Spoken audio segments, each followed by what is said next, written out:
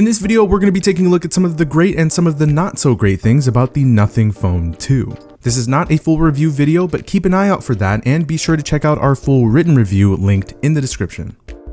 Starting off with the good stuff, we're talking performance. While the Snapdragon 8 Plus Gen 1 chip may not boast the same performance gains as the current 8 Gen 2, it still makes for a smooth, snappy, well-optimized user experience. It handles all tasks in gaming very well and it doesn't get extremely hot. In my opinion, if it wasn't going to be the 8 Gen 2, this was the next best option for this phone.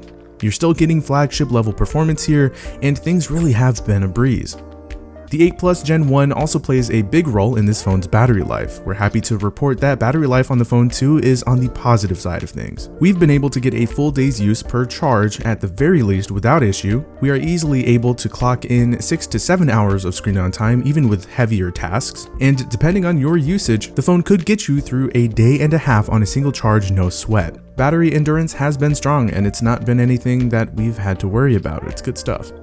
The Nothing brand is very heavy on user experience, and Nothing OS has been a great canvas for that. From a new set of widgets, updated ways to customize the interface, including the ability to add widgets to the lock screen, to the bloat-free, near-stock UI with flair unique to the Nothing phone. This is a well-thought-out, clean user experience that continues to improve. It's easy to digest, simple but not completely void of features, and this, paired with a speedy performance, makes for one of the nicest UXs you'll find in a phone.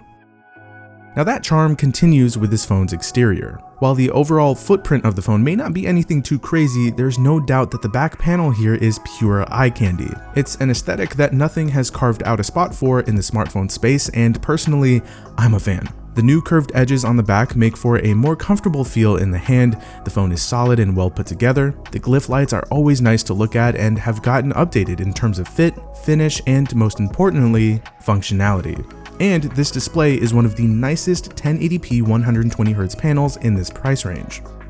Getting back to the software, Nothing is promising 3 years of OS updates, so that means Android 16 will be coming to the phone too, and 4 years of bi-monthly security patches. This is a very solid commitment. It's a big plus for sure, especially for a young company, and so far they've done well with the phone 1, meaning things are looking up for the phone 2 and future devices.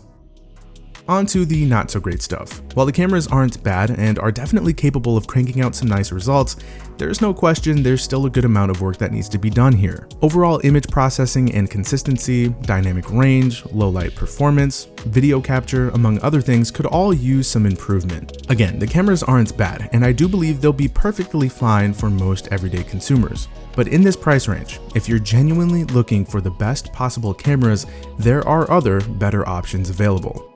The phone 2 is officially available in the US, which is great. It's fully certified for use with T-Mobile and AT&T. Unfortunately, however, it's not certified for use on Verizon. The specific LTE band support that's crucial for 4G coverage isn't here. Now, the phone can still be used on Verizon and you can get sub-6 5G connectivity, but if you rely on 4G connectivity, sadly, you're out of luck with the phone 2. Now, we realize that the glyph lights aren't for everyone, and perhaps some may find it gimmicky. While its functionality has seen improvements over time in a solid effort to show why they're not just a gimmick, the cool factor may just wear off more quickly for certain users, and with these lights being one of the biggest selling points for this phone, that could affect some people's impression of the device. The phone 2 comes with IP54 certification. This is good enough for splash resistance. It's certainly better than no IP certification at all, but at this point we feel that IP67 should be the minimum, especially since we see that in other phones in this price range and even lower. The idea isn't so much the ability to go scuba diving with your phone, since most people are more likely to encounter a drink spill or use in the rain. It's more so not having peace of mind if you accidentally drop the phone in a body of water and being able to comfortably and freely use it near lots of water and whatnot. Lastly, the price. We understand that with upgraded features and internals comes added costs. A starting price of $599 for this phone isn't a bad deal on its own, but competition in this mid-range tier is pretty heavy. Certain models in the Google Pixel lineup and the OnePlus 11 offer quite a bit more for the same price. So unfortunately, the phone 2 isn't necessarily a runaway winner at $600, but it is a compelling, interesting, and unique option nonetheless that should grab your attention.